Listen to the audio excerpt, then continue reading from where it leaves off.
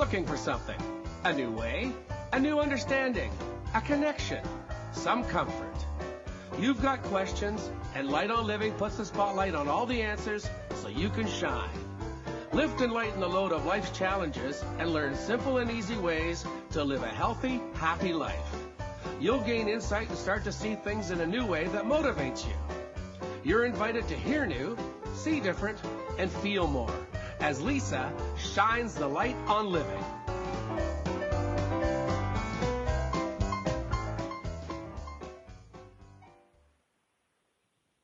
Hello, everyone. Welcome to Light on Living. I'm your host, Lisa Berry. We are here to always to give you reasons to feel good. And we are just continuing this. This is the second week that we are doing for Rise, Amazing Woman Rise, the interview series. This is week 2.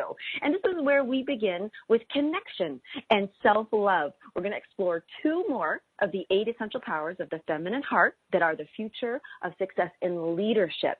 And I wanted to actually just focus on that word strongly today because that's what these conversations are about. This is why these wonderful co-authors have wanted to share what essential power they felt. You know, they're all important as we're just kind of chatting in the back curtain there, but there are certain essential powers that really lend to a way to lead and be a leader, leave a legacy, but from the feminine heart. And so, as I said, we're going to be doing connection, which I love, and self-love. There's just layers and layers upon there. And we're going to find out how you guys can really experience it from their perspective, and hopefully that helps you and you can see just where you might be lacking and how you can strengthen it, but from the most compassionate part. So we're going to welcome our first guest, who's one of the 8 co-authors of Rise, Amazing Woman Rise, and her name is Dena Breslin. I did that again. Sorry, Dena. And no, Dena okay. holds Dena holds 25 years of experience in sales, marketing, leadership, there's our word, and success coaching. A former physician assistant, Dena is a passionate advocate for holistic and integrated health and wellness. And since 2009, she's been a top leader and founding member of Touchstone Crystal by Swarovski. And that is a word I've had to practice all my life, let me tell you. Swarovski, there we go. The at-home jewelry division of Swarovski, U.S. Dena is certified by 3 coach schools, including high-performance coaching, as taught by esteemed leadership mentor Brendon Bouchard. I love him, Dena. Oh, my gosh, that's so exciting. Her practice incorporates one-on-one coaching, small business, and executive coaching. She's a single mom of 3 amazing teens whom she says are truly her best teachers. How true. Learn more about Dena right now. I'll let you know this and her work by visiting. I think that site's not quite there, so I'm going to send you guys over to her Facebook. So it's Dena Breslin, Breslin. So, Dena, welcome, and thank you so much for talking to us about connection. Thank you, Lisa. This is exciting. It is.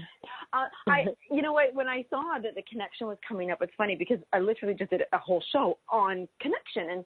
And I love that you say that you really talk about how women especially were feeling so disconnected. And can you just share what that means? What's going on about this with this disconnection?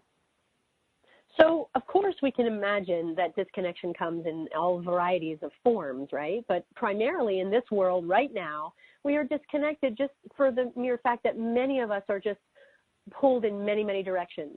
Women more than ever are wearing multiple hats in a day, in an hour. We're, being moms, we're being workers, whether we're business owners or yogis or teachers or whatever, and we're trying to do it all. We're trying to be super women. And, we're very, very distracted by a lot of things throughout the day, social media, the pressures of quote-unquote success versus failure. And so, more than ever, I think in terms of women and being disconnected, we just often don't make the time to stay connected to our true selves. Oh, the truth. When you said that, I drew a little picture of having, being pulled in different directions because everybody knows how that feels. It's so frustrating. But, and something I was going to ask you is that I know myself, right, when I feel like I'm just losing my own thoughts in myself. I can't, I'm not happy because I'm thinking so much. And I think, I just want to, as soon as I connect with somebody, like say yourself, who just has that open heart. Now, sometimes though, I want to retreat and disconnect. Now, is that because it's who or what we're connecting to? Yeah. Well, here's the thing. If you make up such a great point, connection is retreating. Connection is retreating from everything else. Oh my God. Oh, I love that. I have to write it down. Yes. Connection is retreating. Absolutely. Oh, that's so cool because it's what you do. So what do we do? Like, what is it? We all know that we go, God, I just got to get out of this mall. There's too many people. So like over all these years, you've read my bio, right? I've done all kinds of different things, right? I've been in pharma. I've been a physician assistant. I've seen patients in my 10 by 12 room. I've worked with direct sellers all across the country. And through all this time, as I've learned that we go in and out of connection with ourselves. We go in and out, the people that I come across, there's no perfection in being, okay? Our goal is not 100% connection with ourselves. It's sort of those two words I'd love everybody, all the listeners, to just sort of remove from your language. There's no perfection, there's no 100%. But what we're looking for is the art form of growth and progress. So these are the things that I would pull together as I've learned. Life is messy. It can be difficult, and that is absolutely okay. And, oftentimes when we feel most disconnected and messy, that's a clue for us to reconnect rather than to spiral, into adding more things and doing more things and, being so disappointed in ourselves and the bad self-talk. So that's the first thing. Notice the clue. Number two, I would say, hey, it's perfectly okay to redesign how you want to show up. And that's related typically to pause and retreat, as you use that word. And so in order to redesign things, you almost have to go back to the drawing board. You almost have to, when you're feeling most disconnected, you must go back to the drawing board and reconnect to yourself and recharge and replug in and listen better. And then the other thing I would say is life's magic is truly experienced when we are connected to our inner truth. It's the inner truth that really is longing to come out. It's laughing because when you said the pause button, I just want to step back to your number two there because I'm imagining, old school, imagining the remote control, the pause button. and when we're watching a movie or a show and we go, whoa, wait a second, what? I'm not following. And so you pause to process. You pause to connect to the storyline, to the characters, or maybe it's something so emotional that happened that you need to just pause and go, whoa, I can't go to the next scene yet because I'm overloaded kind of thing, right? Right. We replay it. We even replay it too, Lisa. Ooh, that's important too. That's very important that we can replay things so that we can actually process and grasp the learning. Okay, that was huge for me right now because you know what, you're right. It's not just a pause. Sometimes we go pause, rewind, let me see that again. Yes. But if we're so distracted, we're not making time to replay it. Oh my gosh, like appreciation. And gratitude, Yes. So when you say about connected, and I love that those two words just came up, how does somebody, if they're feeling like they're going, oh my God, that's me, I wish I could pause the world and I could do that and I could retreat or connect again and just listen, what is the best thing to do if we're in that spinning, crazy thing and disconnected? How do we get there? Well, first, how should I say? Again, just be gentle on yourself and recognize that this is an ebb and flow. Your life is a beautiful ebb and flow. And the first thing that, sort of, you'll read it in the book, that I sort of had an amazing awareness most recently was you have to give yourself permission. You must give yourself permission to not be perfect. Right? You have to give yourself permission to be your best self. And that to understand that we are women who are becoming. Again, it's the art of becoming, moving forward progress, right? So first is giving yourself permission. right? To recognize things in yourself. The second, I think, would be, really think about in 2019, I just gave a talk at a corporate client, and we talked about our superpowers. And in order to get to the superpowers, I almost feel like you have to shed some skin. You have to trim off excess. You have to say no more. So in 2019, I'm on this major campaign for women to say no. So creating a list of no, like simple language that can begin to redesign how you show up to be. So let's say, give a couple. No to chaos. If as soon as you feel chaos, it's a moment, it's a reason or a clue to pause. No to blaming others or making excuses for yourself. You want to take extreme ownership on your life. It's very empowering language. No to mediocrity. When was the last time we went above and beyond, to learn more or to be more or to educate ourselves more, knowledge, right? How about no to energy zappers? No to disempowering language. Like that everything happens between our ears can be so damaging unless it's enlightening. If it's disempowering, let's catch it. Let's say no to it. And then I would just say the last thing would be to make time each day.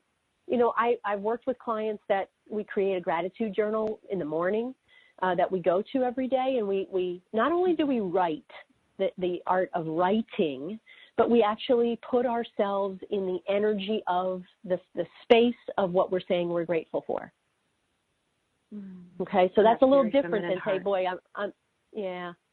And then the other thing that we can do is in the evening, we can do maybe 10 minutes before bed, we can reflect. So you can have a journal in the morning or a journal in the evening, and we can do a reflection. So we do a playback over our day. Playback. Oh,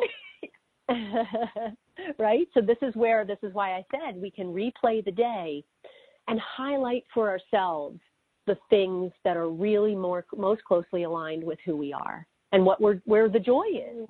Where we can, be awake to the joy, be awake to the possibilities, be awake to our progress. Okay, that's a huge one right now. I love that you said that. Highlight the things that, brought us back. Oh, what did you say about being aligned? Because that was huge. Because we don't want to highlight and play back all the yucky stuff. Yes, no, correct. You do want to do the replay of the day, and you just want to align with the things that brought you joy, the energy, the gratitude, the things where you're seeing progress. Wow, when I had that argument with my daughter, because it's stressful to raise children. Hello? It's not easy. And so, when I have 3 teenagers right now, so, I know this firsthand, but when I had that argument with my daughter, boy, I really caught myself, and my language was more gentle with her, and she had a wonderful aha at the end. And that's what I focused on, rather than I had an argument with my daughter.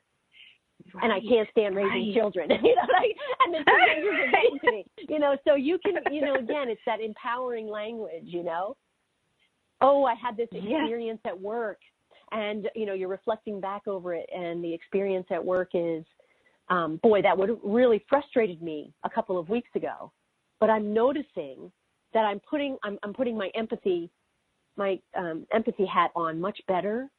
And I'm able to really, have more compassion for that person that I'm working with and understand where they're coming from before I jump to judge or blame. You see? I could unwrap everything you said and make it into 5 hours. I think right now I'm just like, I feel I'm lit up because I'm feeling so connected, because I love what you actually just had a way of saying that really hit me, because you're right. Some people just think about a journal as this, but you use the word reflection. And then when you say, okay, not just reflection, but now we're highlighting ways that align as to what we were aligned to that brought us joy. And I want to repeat these because they're so important. And brought progress. Okay. I have to sit there for a second, because I know I want to wrap feminine around this for a second. And because this is what we're not saying boy and girl, we're saying open heart. And when we say progress, and because you use the word permission, and I know I'm jumping back, but permission, I often, remember being a little girl and asking my mom something, and my mom would say, well, we'll wait till your father gets home and then we can ask him. And he was like, the final say. Very, very teamwork and stuff. But in my word, permission, I guess I've grown up thinking there's a masculine energy to it. Do I have the right to give permission to myself for these things? And so I love that you highlighted it as a list of no's, and just for fun and putting you on the spot. But I love those lists of no's, by the way. And I was like frantically writing because I love them. But what would be a list of yeses? Well, that's great. That's brilliant. So the thing is when, let's, for example, say no, let's use no to chaos is a pathway to being much more in tune with our time and grateful for the time we've been given. So instead of having chaos, we can actually appreciate how we are in charge and in control of time. We all have the same amount of time. So saying yes to the things that we we get to say yes to the things that we absolutely, that will bring us joy, the things that matter most. We can, and that's a whole workshop. That is a whole workshop that I can do, on time management and really gratitude to time and the gift of time. If you want me, I can keep going. My goodness, like no to blaming and no to gossip, let's say. Yeah. So I would love to do the blaming of pointing thing. fingers. Yeah. I mean, I think that we get so frazzled in life. In fact, I just had a conversation with a teammate, and we got so frazzled in life that, she just listed off 10 things that were the reasons why she couldn't be her best self. And really that's just pointing the finger outward.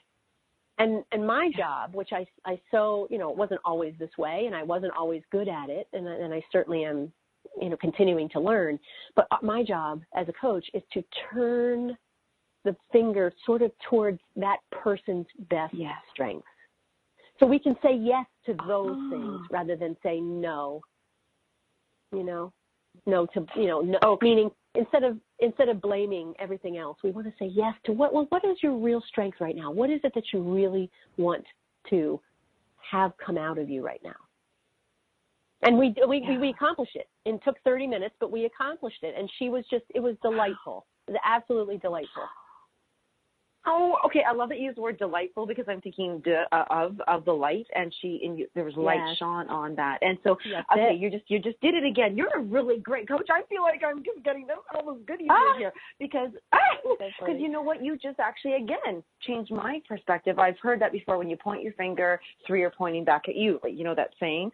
And so what you said, and most times when we say the 3, and then I take that like, oh great, I'm not blaming someone else, but now I'm blaming me. But you didn't say that. You shocked me. You actually said you're pointing to your best strengths. You're not pointing back at yourself to say, all right, it's my fault, I did it, I suck.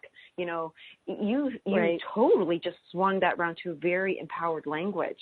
Ooh, that was good. Well, I think oh, go ahead, dear. Go ahead. No, you respond. I was just going to say, I think that, if we can always remember that we are a leader of one first, which is ourselves, and really that empowering language is really, we're taking ownership. We're taking leadership and ownership of our own mindset, our practices, our behavior, our beliefs.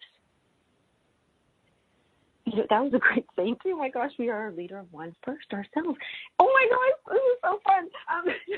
With your chapter that I can't even imagine, I can't imagine how you picked even one story of everything to share. But by writing that chapter, when somebody picks up the book, it's by everybody, it's Rise, Amazing Woman Rise. And Marsha Engels has chosen, I believe so far, the first 8 people to discuss these essential powers.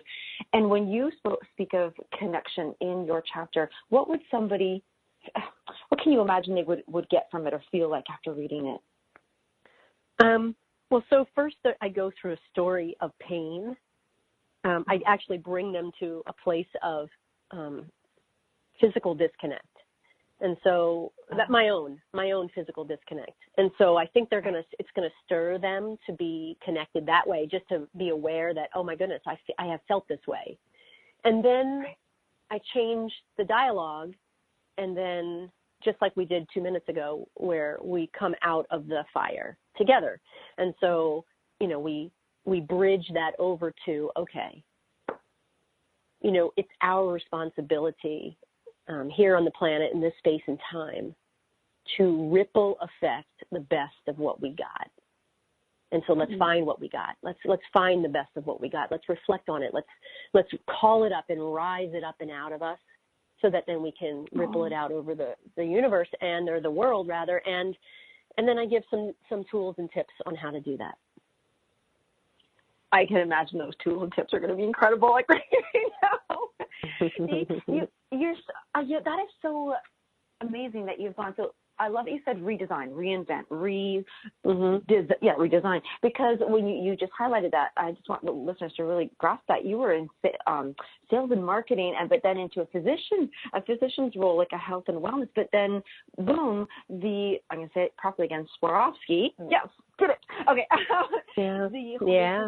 You are you probably have hundreds of people that you have to do this connect with, but yet you actually you coach them. Are you coaching them within your business, or is the coaching separate? I do both.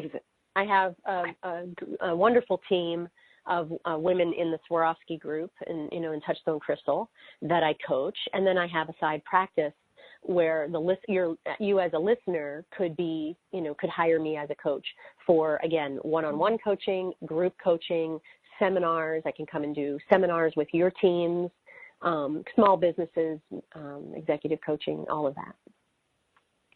Wow. I can see you up on stage already. Imagine just what people are getting from hearing these things.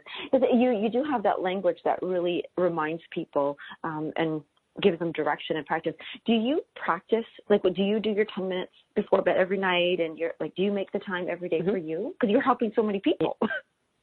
Yeah, sure, absolutely. I mean, again, I'm not shooting for perfection of 7 days a week, so I always tell people, if you can do 4 or 5 days a week where you're just moving yourself along, that's what I shoot for. And absolutely I do. Morning time is definitely gratitude time, deep breathing, getting reconnected. I like to do, I'm also a student of Tony Robbins, so I really like to do the 10 minutes in the morning where I project out blessings to people that I'm thinking of, energy. And then in the evening, definitely. I actually reflect throughout the day. I make gratitude like a living practice. So all throughout the day, remember I gave you the example of me having a little argument with my teenage daughter. Yes. Well, that I reflect pretty quickly afterward. So I'm doing reflection, replay, gratitude throughout the day as well. Right, it is. I love that you said it's a living practice. I think that's what it makes it really, it embeds it into your life, so it flows because you live this way. A fun little share. I practice appreciation. I love being. It probably annoy people because I highlight it often. But even when I have a dream and somebody's helped me in my dream, I will actually reach out and thank them in reality and say, "Wow, you were so helpful in my dream. Thank you." Oh my gosh, I love that. It brings joy, and you speak of joy. And I want you to say, if somebody's listening to you right now and they're going, gosh, they're already connecting, they're already feeling this, they want to give themselves permission and they want the joy. When we come from how to differentiate coming to joy from the feminine heart versus the masculine heart? What should we, quote unquote, be focusing on, the strongest highlighted things to come from the feminine heart way to connect? So I really do think it's the pause. Masculine side is mostly of doing and solving. I think the feminine side is mostly of pause and listening inward, and really getting in touch with that gut intuition. Here's a tough question for you. Here's a coaching tough question. Ooh. So, yes. So when you've got momentum going and you're doing, you're going, pause is hard. Imagine you were in that. Somebody is in the middle of an argument with their children or whomever, boss. How do we get that control to go, I just need to stop. How do we do that? So as I was saying, it's definitely not something that you can say that you want to do and do immediately. Oh, okay. It's a process. Right. So So it's a process, and that's why we try to do the bookend exercises of the morning and the evening. And I have gals do that for 7 days. I have them do it for 7 days, and then we follow up, and then they start noticing, and then there's more awarenesses, and it's building a muscle.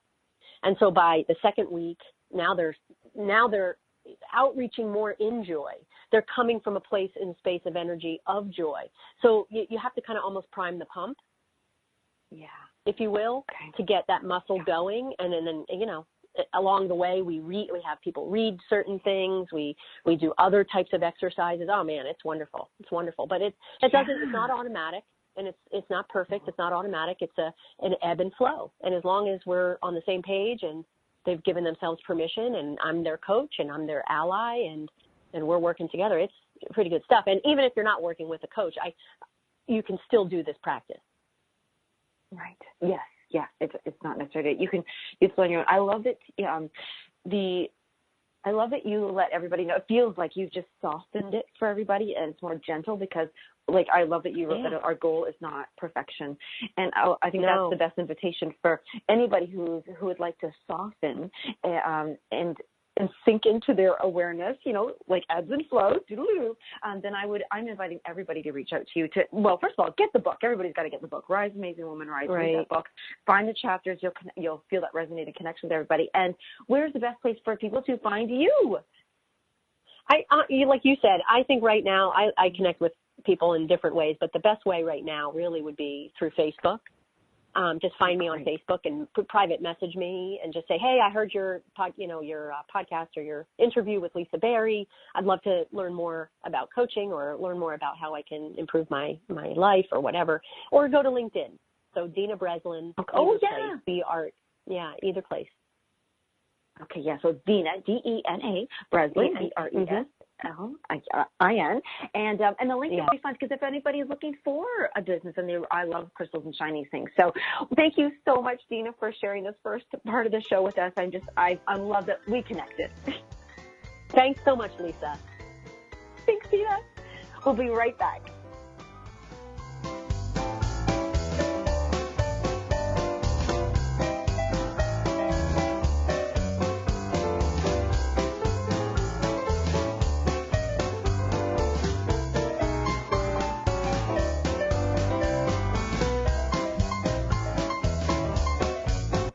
The best of the holistic, spiritual, and conscious world. OMTimes Radio. IOM FM. OMTimes Magazine is one of the leading online content providers of positivity, wellness, and personal empowerment. A philanthropic organization. Their net proceeds are funneled to support worldwide charity initiatives via Humanity Healing International. Through their commitment to creating community and providing conscious content, they aspire to uplift humanity on a global scale. OMTimes, co-creating a more conscious lifestyle. Have you bought into the idea that you have to work hard for your money, that business is hard? I will share some dynamic access consciousness tools to get you out of your own way so you can create a business that actually succeeds. Join me, Simone Millicers, on The Joy of Business at 4 p.m. Mondays Eastern. Imagine tapping into a power where you could access the ability to transform your views of money, success, happiness, and fulfillment. A power that you could unlock hidden talents, uncover new meaning, and amplify the significance of your purpose. Well, the feminine heart is the source of that power, intelligence, insight, and understanding. Join this new wave of women's leadership that's emerging. Be the woman who knows her greatest power to create goes well beyond the day-to-day striving for results. Be the woman who knows her true power to contribute to the world in significant ways is one that expresses her heart, enlivens her creativity, and elevates her spirit. Rise, amazing woman, rise. An Amazing Woman Legacy book compiled by Marsh Engel, sharing the 8 essential powers of the feminine from 8 influential mentors, entrepreneurs, and change makers that will help you tap into that power. Rise, Amazing Woman, Rise. Your legacy begins by leading with a feminine heart.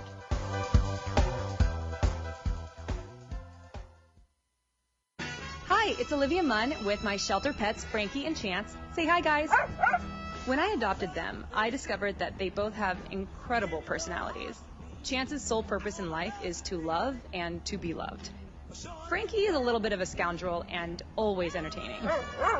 They're a little bit of a lot of things, but they're all pure love. Adopt pure love at theshelterpetproject.org. Brought to you by the Ad Council, the Humane Society of the United States, and Maddie's Fund.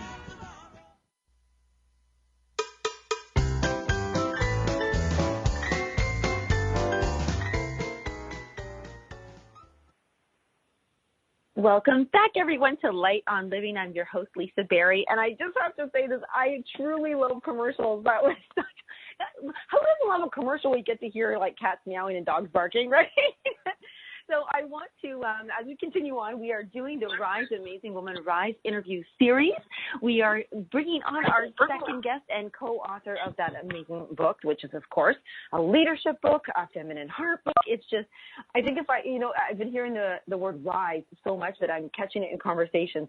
And one wonderful, incredible woman who has definitely risen above something that we all find very challenging, but it shouldn't be, is self-love. And her name is Pamela Nebeker.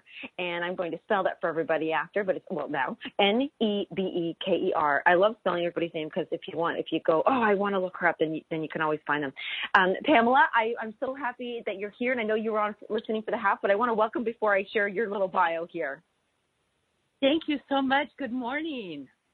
Good morning. Yes, you guys are good morning because you're on the West Coast, and I'm here on the East Coast. So yes, I wish it was morning again. Well, Pamela, I want to share this bio that you have here because you actually tackle something that I can't imagine any woman not like coming up to a little bit, which is about aging and stuff like that. So let me just read this and then we'll dive right in, okay?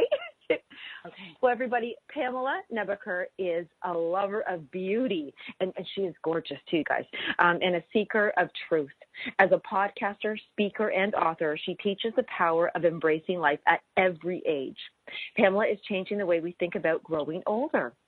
She is the creator of The Art of Age Now, a movement that inspires women to be their best every decade of their lives. She is married to the man of her dreams and lives in Los Angeles, California. She has, are you ready, guys? She has 8 grown children and 5 beautiful grandchildren.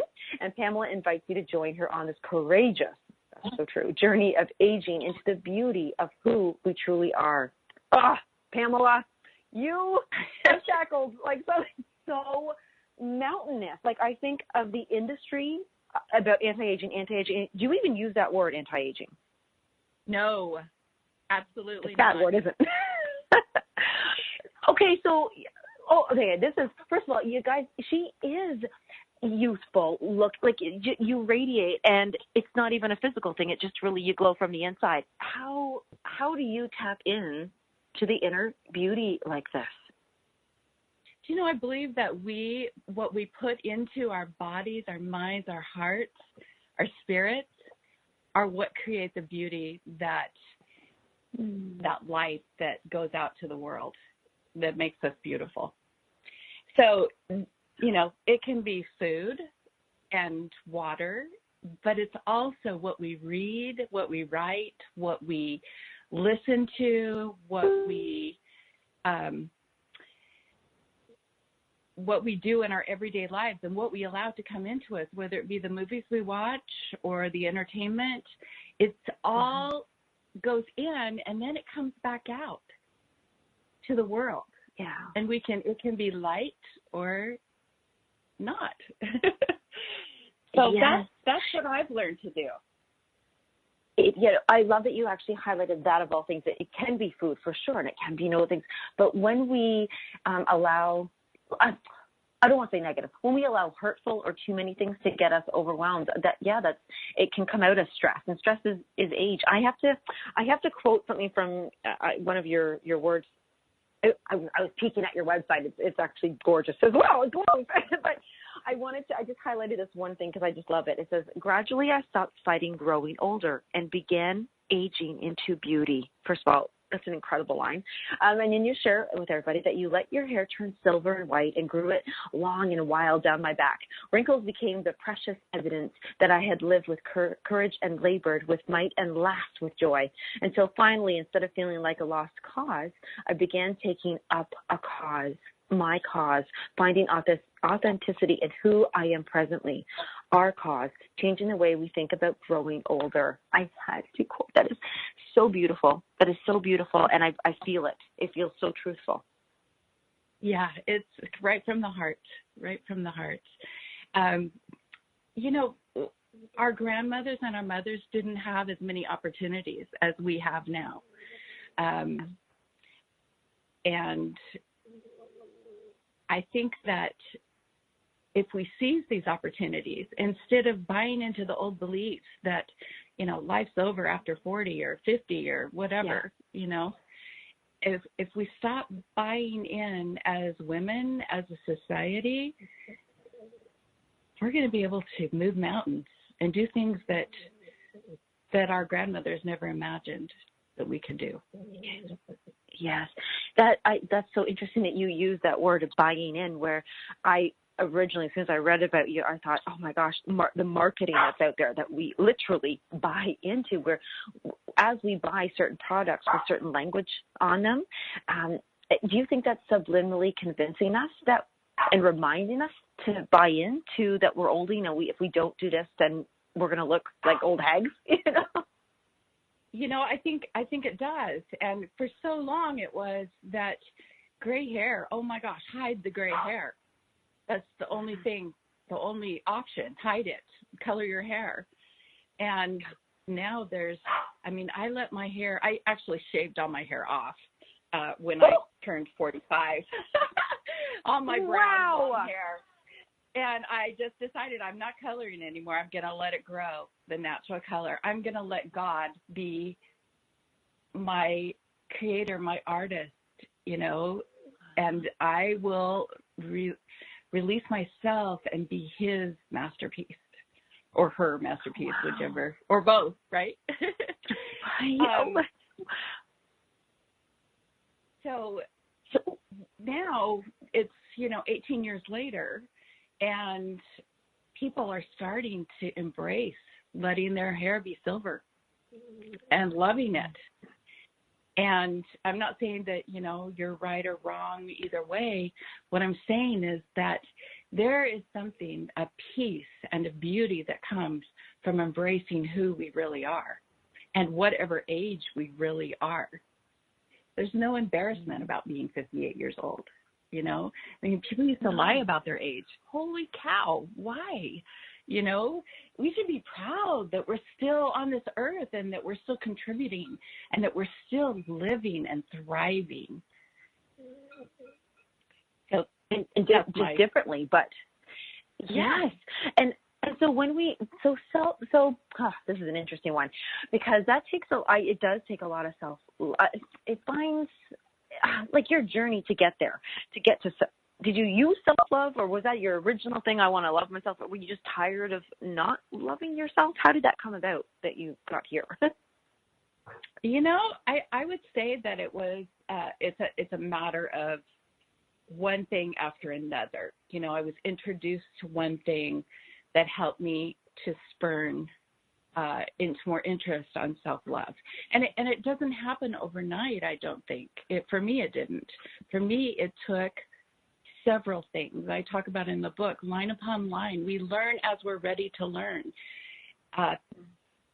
Teachers plant seeds that somehow maybe we don't wake up to that seed until 20 years later. But once that seed sprouts and starts to grow, we're like, oh my gosh, she told me that, 20 years ago. And now I get it, finally, and sometimes that's what we need to do in our lives, is to just plant seeds in people and trust that, they're gonna get it. It's gonna grow at some point when they're ready for it. That couldn't be more from the feminine heart, right? Plant seeds in others. That is so nurturing and so having faith that something will just grow because it knows how with love. Right. And believe in people, even when they're not, ready. Yeah. Right. Now, I have to ask you, you've got eight children. That's a big family. It is a big family. How many girls and boys? What's the genders? So we have 3 girls and 5 boys. Okay. And they're all amazing people. And I'm grateful for that. This is the interesting thing I wanted to bring up about that, because with 8, I mean, you've got your own test market right here. There's enough in the deal about both genders. How do you, when you were all growing up, because I'm assuming they're a little bit, you got grandchildren, so they're growing older now. Was the feminine and masculine, do you see a difference in the conversations that your children are having from your grandchildren are having with that large of a family communicating and sharing? The difference do you see for masculine and feminine leadership? I used to separate the masculine and the feminine, and I had the girls and the boys, and the boy rooms and the girl rooms, and I did a disservice to my kids by separating that. And as I've grown, though, I see them growing and embracing both their feminine and their masculine sides, which is so beautiful, so beautiful. And I see them parenting in a way where it's not about the masculine and the feminine, or boys should do this or girls should do that. They embrace those little children as people, and they nurture both that feminine and masculine side. I'm so proud of them. Yeah. Way better than I did back when I didn't know. Right. Well, what's really interesting, I remember, being invited to baby showers, and, it was like, oh, well, we have to know what it is, because we can't have pink at this and blue at that, so better go with yellow and green, Right. Somehow yellow and green wasn't a boy or a girl. I don't know why, but do you think that there are some aspects of some of the aspects that just aren't neither feminine nor masculine? Like when you do certain activities, you said you're not focusing on that masculine feminine anymore, but we also see a rise in the feminine heart and the way we lead. So what are the top few things, essentials that are built around self-love that you see more, we'll call it feminine, that we could all work on a little bit more, open up to more? I used to think that women were more, or the feminine side was more inclined to service, to serving others. And I'm very grateful that with my children, that they all had that opportunity to develop that feminine side of service. Mm-hmm. I'm sorry if my phone keeps beeping. I don't know. Oh, it's okay. I only heard it once, so it's good. You're good. Okay. Thank you. So through service is one way that I think helps to balance out that masculine and feminine.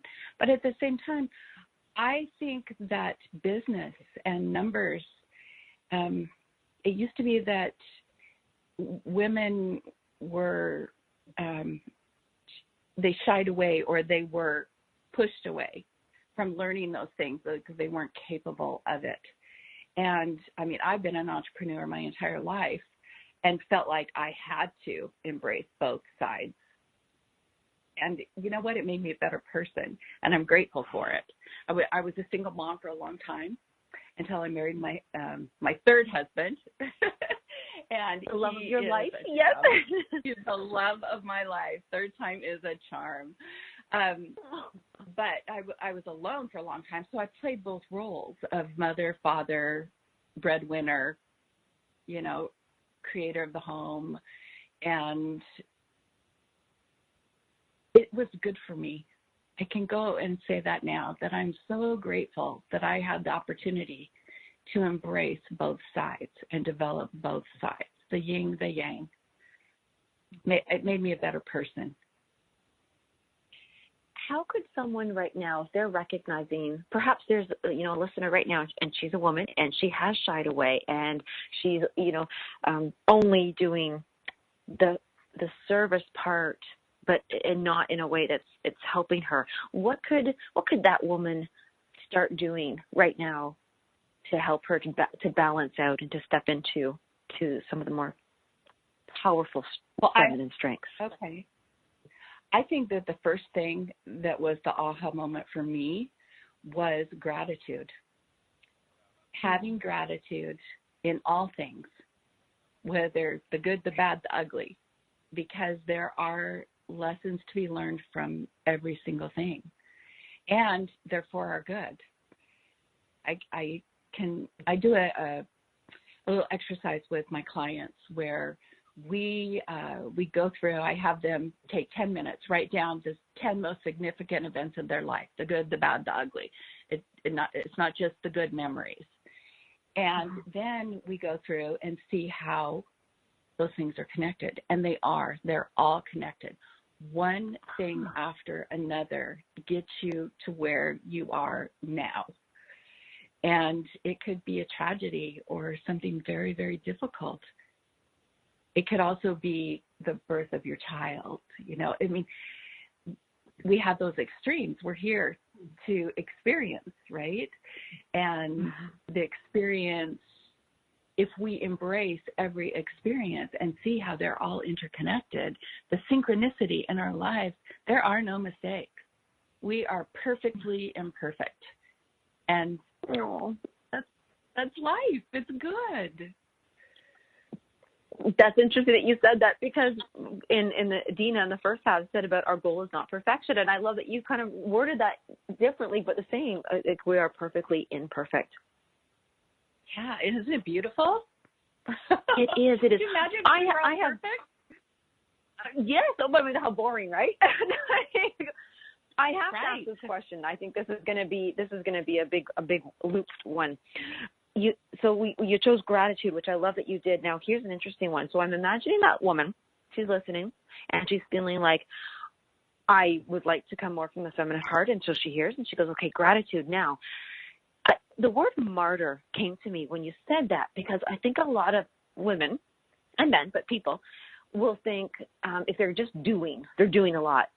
And they think about gratitude at first, they think, but I do everything. And if I were to show gratitude for others, it would take away from my doing, the appreciation and the value of me constantly doing. If I start giving gratitude to other things and everybody, then they'll lose their role. I feel like there could be a loss of identity. So how can we go into gratitude safely? Well, I think it starts with, I took Sarah Van Bresnick's book to heart when I read that, and she talks about gratitude, and she talks about a gratitude journal. She talked about it on Oprah years and years ago. And if you write down 5 things, and it's very personal, you don't have to show it to anybody. The way to begin is to just write down 5 things. And so people who are afraid of giving away their power, or the way that they feel about service, if they were to just start by writing down 5 things in a gratitude journal every night, and pretty soon, a few years down the road, you have books and books of things you're grateful for. And then those things multiply, and those opportunities multiply, and your love multiplies, because you're starting to accept and love yourself and your life, and you're able to do more service and more good. If we don't love ourselves, we cannot truly love anyone else. We're living from the ego if we don't love ourselves. That is a common statement that we do hear, that we, a lot of people, they'll say, yeah, but I do love my maid or my children, but I don't love myself. So you just mentioned something really interesting there. It's coming from ego then. Yeah. Can you explain that just a little bit? Because like some people will think, yeah, but I don't love myself, but I totally love my whoever. What does that mean that they're coming from the ego part? It means that they're coming from the things that they've learned in this world that, so when you grow up and you have all these shoulds, I should do this or I should do that or, whatever, you get these things in your mind of how life is supposed to be. Well, life never turns out the way that you think it's supposed to be. Right. And, right? And so if we can take the things and be grateful for them and continue to grow, and it's a cycle. It's like a spiral of going up in a spiral, going round and round and learning and being grateful. And then the spiral gets bigger and bigger as you get toward the top or as you live longer. So if we are living by the ego, feeding our ego with, I do all this service, so I don't need to be grateful to, then you're not truly embracing your existence, your passion, your truth, your purpose, the purpose that we have on this earth, whatever purpose that might be. And that's why I use the word existence. Yeah. Yeah. That was a good word. I was thinking about how when you talked about the seed earlier, planting the seed, it kind of feels like doing that list that you mentioned about 5 things, being grateful for 5 things and how that grows and multiplies. It's like that's the seed, that gratitude is a seed that we can all plant. Yes, it's the beginning of self-love. Oh, I love that. Wait, I got to write that down. Gratitude is the beginning of self-love. Oh, you worded that so well. No wonder you're a writer. Oh, thank you. Oh, so so you take on clients. So you work with them. You bring them into your realm of sharing this how to age beautifully, how to have self-love. Just share with people if they're listening, they're really connected. And they think, yeah, I want to have some more self-love and really honor that and love aging, or the word, whichever word you use properly. What does that look like, and how can they get a hold of you? Well, my website is PamelaNebeker.com. And then my Facebook page is Pamela Nebeker, The Art of Age. The Art of Age. Mm-hmm. Mm-hmm. And that's where I share ideas and thoughts and information on embracing your beauty where you are, wherever you are in life, and magnifying it. I love that. And it's not about stuff to put on your skin. Right. That's just enhancing it. Or there's something that you had there. It said, I'm a firm believer that happiness makes people prettier. It's a noticeable glow. And that's what it is. It's glowing. So do you think that glow, when you glow, it's self-love shining through? Absolutely. Absolutely. And the more you glow, the more you let other people glow. Oh. You give them permission by your glowing. You give them permission to glow too. That is true, isn't it? And there you go. That's what a leader is. And this is what we're talking about, is leadership. Lead with a glow. I love that, because people can hold the torch in front and they are glowing. Well, I hope that, your chapter on self-love, I just want to really highlight to people, when you pick up the book, Rise, Amazing Woman, Rise, and you're reading each chapter, that title of it, like just, self-love, there's so much more. And I love that you come from a different space. You're coming from, the art of age. And so I want to thank you so much, Pamela, for being here with us for the second half of this show with our 4th essential. Powers. And I just a huge thank you to both you ladies for writing the chapter. Do you also have a book, a separate book? I do not yet. It's in the process, and it's called Breathe in Beauty. Breathe in Beauty. Yes. Oh, my gosh. That's gorgeous. I love that. Okay, guys, you've got to watch out for that book. I meant to ask, actually, Dena, too, if she had the book. But you know what? Just everybody start off with Rise, Amazing Woman, Rise. You've heard the commercial.